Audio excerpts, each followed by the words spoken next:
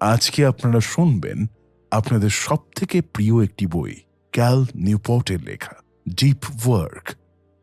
একটি বিক্ষেপমুক্ত, উচ্চ সীমাবদ্ধতাপূর্ণ কর্ম পরিবেশে কাজ করা কেবল আপনার দক্ষতা উন্নত করে না, বরং কম সময়ে আরও মূল্যবান কাজ অর্জনে সহায়তা করে। অগভীর কাজ সময় সাপেক্ষ এবং বিক্ষেপ তৈরি করে। এই বইটি পড়ে আপনি কম সময়ে মানসম্পন্ন কাজ অর্জন করতে শিখতে পারবেন, যাকে গভীর কাজ বা ডিপ ওয়ার্ক বলা হয়। এই বই থেকে আমরা কি শিখব? অগভীর কাজ সহজ, কিন্তু ডিপ ওয়ার্ক বা গভীর কাজ কঠিন। কিন্তু এটি মূল্যবান, কারণ এটি আপনাকে সীমিত সময়ে সর্বাধিক উৎপাদনশীলতা দেয়। আজকে দ্রুতগতির জীবনে যখন আমাদের হাতে ২৪ ঘন্টাও সময় থাকে না, তখন গভীর কাজের মাধ্যমে আমরা আমাদের কাজের সময়কে অর্থপূর্ণভাবে ব্যবহার করতে শিখতে পারি। আজকের ব্যস্ত জীবনধারায় এই বইটির গুরুত্ব বৃদ্ধি পায়। এই বইটি সকল বয়সের মানুষের জন্য কার্যকর হতে পারে। যে কোনো ব্যবসায়ী, ছাত্র, কর্মজীবী ব্যক্তি বা গৃহিণী এই বইটির সুবিধা নিতে পারেন, কারণ প্রতিটি ব্যস্ত ব্যক্তির গভীর কাজ প্রয়োজন। ডিপ ওয়ার্ক বইয়ের লেখক ক্যাল নিউপোর্ট জর্জটাউন বিশ্ববিদ্যালয়ের কম্পিউটার বিজ্ঞানের অধ্যাপক হওয়ার পাশাপাশি তিনি একজন ভালো লেখকও। ডিপ ওয়ার্ক বই ছাড়াও তিনি তার কর্মজীবনে আরও অনেক বই লিখেছেন। তার বই digital minimalism new York Times bestseller হয়েছে। ক্যাল নিউপোর্ট এ পর্যন্ত মোট 7টি বই লিখেছেন। ডিপ ওয়ার্ক বইটি এখন পর্যন্ত 40টির বেশি ভাষায় অনুবাদ করা হয়েছে। গভীর কাজ কি? মানুষ দুইভাবে কাজ করে, অগভীর কাজ আর গভীর কাজ। নাম্বার 1, অগভীর কাজ। এটি এমন একটি কাজ যেখানে একজন ব্যক্তি তার কাজে মনোনিবেশ করেন না, কিন্তু অন্যান্য বিষয়গুলোতে মনোনিবেশ করেন, যেমন মেল চেক করা, সোশ্যাল মিডিয়া ব্যবহার করা, মেসেজের উত্তর দেওয়া বা একই সাথে একাধিক কাজ করা ইত্যাদি। নাম্বার 2, গভীর কাজ। একটি নির্দিষ্ট সময়ে সম্পূর্ণ মনোযোগ সহকারে কাজ করা, অর্থাৎ কাজটি সম্পূর্ণ না হওয়া পর্যন্ত কাজটি চালিয়ে যাওয়াকে বলা হয় ডিপ ওয়ার্ক। যে ব্যক্তি গভীর কাজের মান বিকাশ করে, সে জীবনের প্রতিটি পর্যায়ে সফল হয়। কারণ আপনি যদি মনোযোগ দিয়ে কোনো কাজ করেন, তাহলে সেই কাজে সফল হওয়ার সম্ভাবনা 100% বেড়ে যায়। উদাহরণস্বরূপ, আজ আমরা সবাই সোশ্যাল মিডিয়া প্ল্যাটফর্ম ব্যবহার করি এবং অনেক সময় আমরা সেখানে এতটাই হারিয়ে যাই যে আমরা অনেক গুরুত্বপূর্ণ কাজ ছেড়ে দিই। এই অভ্যাস বদলাতে হলে নিয়মিত গভীর কাজের অভ্যাস করতে হবে। যখন আপনার মধ্যে গভীর কাজের দক্ষতা বিকাশ লাভ করে, তখন আপনি এর মাধ্যমে আপনার জীবনের সৃজনশীল এবং ইতিবাচক জিনিসগুলো করতে সক্ষম হবেন। গভীর কাজ কেন গুরুত্বপূর্ণ? আপনি যদি নির্দিষ্ট সময় অনুযায়ী কোনো কাজ সম্পন্ন করতে চান, তাহলে আপনার মধ্যে গভীর কাজ থাকা প্রয়োজন। কারণ আপনি জানবেন, যে কোনো কাজ যদি আপনি মনোযোগ দিয়ে এবং পরিকল্পিতভাবে করেন, তাহলে আপনি সেই কাজে সহজেই সফলতা পাবেন। তাই আজকের পৃথিবীতে 2 ধরনের মানুষ আছে। প্রথমত, তারা যারা যে কোনো কাজ খুব মনোযোগ দিয়ে করেন। দ্বিতীয়ত, এমন লোক যারা মনোযোগ দিয়ে কোনো কাজ করেন না, কিন্তু মজার ভঙ্গিতে কাজ করেন। উদাহরণস্বরূপ, যদি একজন শিক্ষার্থী একটি প্রতিযোগিতামূলক পরীক্ষার জন্য প্রস্তুতি নিচ্ছে এবং তার মনোযোগ শুধুমাত্র পরীক্ষার দিকে থাকে, তাহলে তাকে পরীক্ষায় সফল হওয়া থেকে কেউ আটকাতে পারবে না। অন্যদিকে এমন একজন শিক্ষার্থী আছে যারা পড়াশোনা করছে এবং মোবাইলে সোশ্যাল মিডিয়া ব্যবহার করছে। এই ধরনের শিক্ষার্থীরা তাদের পড়াশোনায় মনোযোগ দেয় না, যার কারণে তারা পরীক্ষায় সফলতা পাবে না। তাই যে কোনো কাজে গভীর মনোযোগ দিতে হবে। গভীর কাজের সুবিধা: একেবারে একটি কাজ করলে উৎপাদনশীলতা এবং গুণমান উভয়ই উন্নত হয়। আপনি আপনার কাজের ক্ষমতার 100% ব্যবহার করতে সক্ষম। যেহেতু আপনার কাজে কোনো বাধা নেই, তাই আপনি খুব অল্প সময়ে কাজটি সম্পন্ন করতে পারেন। আপনি চাকরি, ব্যবসা, পড়াশোনা, পরীক্ষা ইত্যাদি সমস্ত কাজে ডিপ ওয়ার্ক ব্যবহার করতে পারেন। মাল্টিটাস্কিং এবং বিভ্রান্তি: উৎপাদনশীলতার সবচেয়ে বড় শত্রু। অনেকে মনে করে যে তারা একসাথে অনেক কাজ করে ভালো পারফর্ম করতে পারেন, কিন্তু এটি একেবারেই ভুল। কারণ আপনি যদি একেবারে একটি কাজ করেন, তবে আপনি সেই কাজে আপনার সেরাটা করতে পারবেন।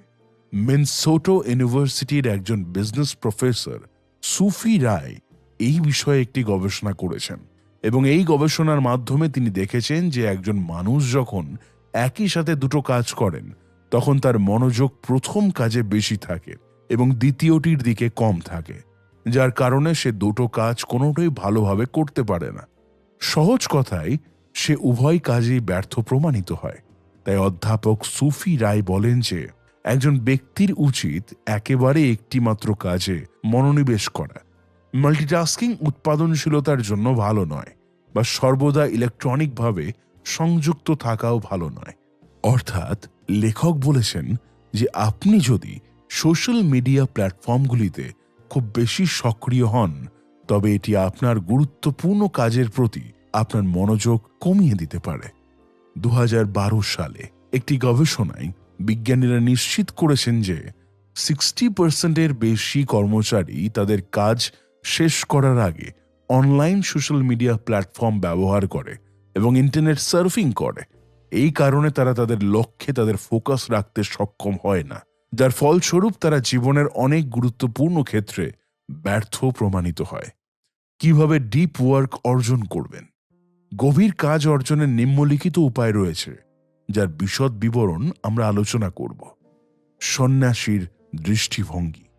সন্ন্যাসীর দৃষ্টিভঙ্গি মানে সন্ন্যাসী পদ্ধতি। এর মানে হলো আপনাকে নির্জনে থাকতে হবে, যাতে কেউ আপনাকে আকৃষ্ট করতে না পারে। সহজ কথায়, এই পদ্ধতিটি ঋষি ও সাধুরা ব্যবহার করেন, যারা নির্জনে থাকতে পছন্দ করেন। এই কৌশলটি কেবল জীবনের সমস্ত বিভ্রান্তি থেকে নিজেকে বিচ্ছিন্ন করার উপর ভিত্তি করে।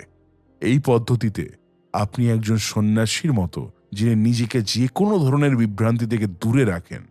এখন আসুন ডোনাল্ড নুথের উদাহরণ নেওয়া যাক। তিনি কম্পিউটার বিজ্ঞানের তার অনেক উদ্ভাবনের জন্য খুব বিখ্যাত, বিশেষ করে অ্যালগরিদম কর্মক্ষমতা বিশ্লেষণের বিকাশের জন্য, যা একটি খুব কঠিন পদ্ধতি। আপনি যখন স্ট্যানফোর্ডে তার ওয়েবসাইটটি পরীক্ষা করবেন, তখন আপনি সেখানে তার কোনো ইমেল ঠিকানা পাবেন না। হ্যাঁ, অবশ্যই একটা নোট আছে যেখানে লেখা আছে, আমি 1 জানুয়ারি 1990 সাল থেকে খুব খুশি, কারণ আমার কোনো ইমেল ঠিকানা নেই। আমি 1975 সাল পর্যন্ত ইমেল ব্যবহার করতাম, এবং কিন্তু আমার মনে হলো আমি এর পেছনে অনেক সময় নষ্ট করছি। এটি ব্যবহার না করে আমি নিরবচ্ছিন্ন একাগ্রতা এবং প্রচুর সময় পাই, যাতে আমি পড়াশোনা করতে পারি। অবশ্যই তিনি নিজেকে পৃথিবী থেকে বিচ্ছিন্ন রাখেননি, কারণ তিনি তার ডাক ঠিকানা দিয়েছিলেন, তার সহকারী চিঠিপত্রগুলো সাজিয়ে রাখেন, এবং তিনি গুরুত্বপূর্ণ চিঠিগুলোর উত্তর দেন। যারা সন্ন্যাস দর্শন অনুশীলন করেন, তাদের একটি সুনির্দিষ্ট এবং অত্যন্ত মূল্যবান পেশাদার লক্ষ্য থাকে, যা তারা সম্পূর্ণরূপে অনুসরণ করে। বিমোরাল অ্যাপ্রোচ। এই পদ্ধতিতে আপনি দীর্ঘ সময় একা থাকার মাধ্যমে আপনার সমস্ত প্রধান কাজগুলো করতে পারেন, এবং বাকি সময়টিকে আপনি অন্যান্য কাজগুলো সম্পূর্ণ করতে ব্যবহার করতে পারেন। দ্বিমুখী পদ্ধতি। এই কৌশলটি তাদের জন্য যারা নিজেকে পৃথিবী থেকে সম্পূর্ণরূপে বিচ্ছিন্ন রাখতে পারেন না। বিপ্লবী মনোবিজ্ঞানী এবং চিন্তাবিদ কার্ল জং এই কৌশলটি ব্যবহার করেছিলেন।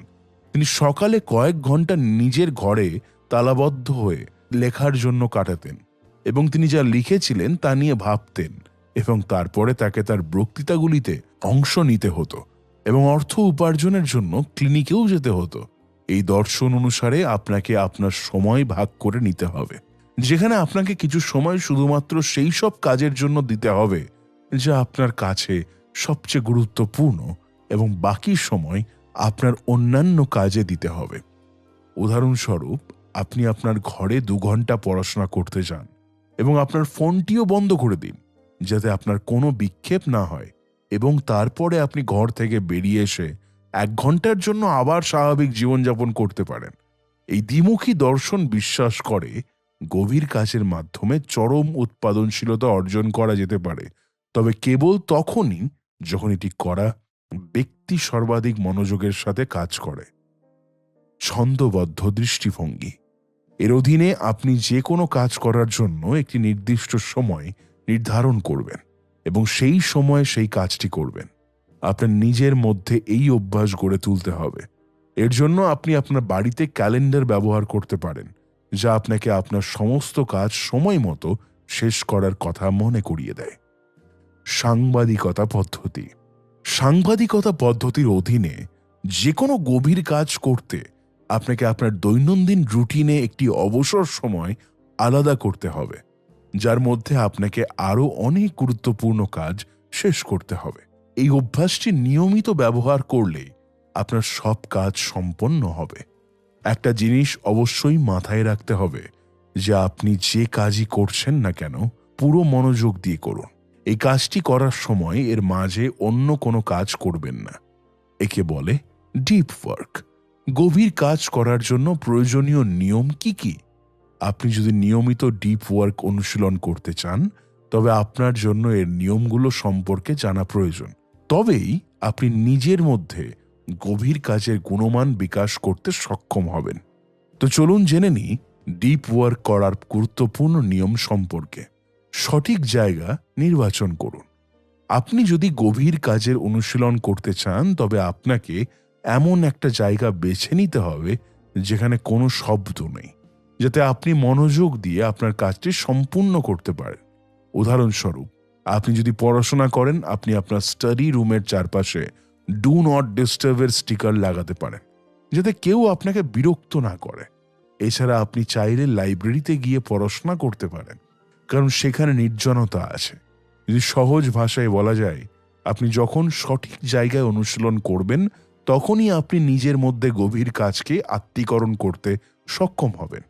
হ্যারি পটার সম্পর্কে বলা হয় যে লেখক এটির শেষ অধ্যায়টি একটি হোটেলে লিখেছিলেন, যাতে কেউ তাকে বিরক্ত করতে না পারে। সোশ্যাল মিডিয়া ব্যবহার কমান। সোশ্যাল মিডিয়ার ব্যবহার কমিয়ে দিন, কারণ সোশ্যাল মিডিয়ার অভ্যাসটি সবচেয়ে খারাপ, যার কারণে আপনার মনোযোগ সবসময় কাজের পরিবর্তে সোশ্যাল মিডিয়াতে থাকবে। এবং আপনি যদি এটি করতে থাকেন, তবে আপনি জীবনের কোনো ক্ষেত্রেই সফল হতে তো পারবেনই না। সোশ্যাল মিডিয়া থেকে দূরে থাকার জন্য আপনার নিয়মিত ডিপ ওয়ার্কের অনুশীলন করা উচিত, কারণ শুধুমাত্র এর মাধ্যমে আপনি সোশ্যাল মিডিয়া ব্যবহারের অভ্যাস এড়াতে সক্ষম হবেন। Productive meditation. প্রোডাক্টিভ মেডিটেশনের অর্থ হলো আপনি সেই কাজটি করবেন যা আপনার জন্য প্রয়োজনীয় এবং এটি আপনাকে অনেক সুবিধা দেবে, যেমন হাঁটা, দৌড়ানো, খাওয়া এবং গাড়ি চালানো ইত্যাদি। উৎপাদনশীল ধ্যান দরকারি। এটি আপনার মনকে সতেজ করতে পারে এবং আপনাকে ফোকাস করতে সহায়তা করতে পারে। এর মাধ্যমে আপনি সহজেই বুঝতে পারবেন আপনার জীবনের লক্ষ্যগুলো কি এবং কিভাবে সেই লক্ষ্যগুলো অর্জন করা যায়। আপনি কোল্ড টার্কি পদ্ধতির মাধ্যমে সোশ্যাল মিডিয়া আসক্তি থেকে মুক্তি পেতে পারেন। আপনারা জানেন, আজ প্রতিটি মানুষই সোশ্যাল মিডিয়ার দাস। প্রায় সবাই বেশিরভাগ সোশ্যাল মিডিয়াতে ব্যস্ত থাকেন। এমত অবস্থায় আপনিও যদি সোশ্যাল মিডিয়ায় অপ্রয়োজনীয় জিনিস দেখে আপনার মূল্যবান সময়কে নষ্ট করেন, তবে আপনার আজই এই অভ্যাসটি ত্যাগ করা উচিত। যদি আপনি এটি না করেন, তবে আপনি কাজে কখনোই মনোযোগ দিতে পারবেন না। সোশ্যাল মিডিয়ার এই অভ্যাস থেকে মুক্তি পেতে আপনি কোল্ড টার্কি পদ্ধতি ব্যবহার করতে পারেন। এর অধীনে আপনি 30 দিনের জন্য সোশ্যাল মিডিয়া থেকে দূরত্ব বজায় রাখবেন এবং শুধুমাত্র আপনার কাজে মনোনিবেশ করবেন। এটা করতে পারলে সোশ্যাল মিডিয়ার আসক্তি থেকে মুক্তি পাওয়া যাবে। এরপরে আপনি আপনার জীবন বিশ্লেষণ করবেন। আপনি যখন সোশ্যাল মিডিয়া ব্যবহার করেছিলেন তখন কেমন ছিল, এবং আপনি যখন সোশ্যাল মিডিয়া ব্যবহার করছেন না তখন আপনার জীবনে কি পরিবর্তন হয়েছে। এতে করে আপনি উত্তরটি পেয়ে যাবেন। আপনি অবশ্যই সার্চ করে দেখবেন কোল্ড টার্কি পদ্ধতি। সময়সূচি তৈরি করুন। আপনার শক্তি সঞ্চয় করতে আপনাকে আপনার কাজ এবং আপনার অবসর সময় উভয়ের জন্য একটি সময়সূচি তৈরি করতে হবে, যাতে আপনি আপনার শক্তি সঞ্চয় করতে পারেন। আপনি জানেন যে আমরা যদি কোথাও কাজ করি, তবে আমাদের একটি নির্দিষ্ট সময়ে আমাদের অফিসে যেতে হবে এবং সেখানে সমস্ত কাজ শেষ করে আমরা আমাদের বাড়িতে ফিরেও আসতে হবে। ঘরে আসার পর আমাদের কোনো কাজ করতে ভালো লাগে না, কিন্তু সেই সময়টা আমরা টিভি দেখা, মোবাইলে গেম খেলা বা অন্যান্য অনুরূপ জিনিসের জন্য ব্যবহার করি এবং তারপর রাতে দেরি করে ঘুমাই এবং সকালে ঘুম থেকে ওঠার পর আমরা স্বয়ংক্রিয়ভাবে শক্তি কম অনুভব করি। অতএব আপনাকে এই সমস্ত অভ্যাসের উন্নতি করতে হবে এবং অফিস থেকে বাড়িতে আসার পরে আপনাকে কেবল সেই প্রয়োজনীয় জিনিসগুলো করতে হবে এবং সঠিক সময়ে খেতে এবং ঘুমোতে হবে, যাতে আপনি সকালে ঘুম থেকে ওঠেন, আপনি উদ্যমী অনুভব করেন। তাই প্রতিটি কাজের জন্য একটি সময়সূচি তৈরি করা প্রয়োজন এবং আপনি যদি সময়সূচি অনুসারে কাজ করেন তবে আপনার সমস্ত কাজ সহজেই সম্পন্ন হবে। কিভাবে গভীর কাজ করতে হয় চলুন জানি।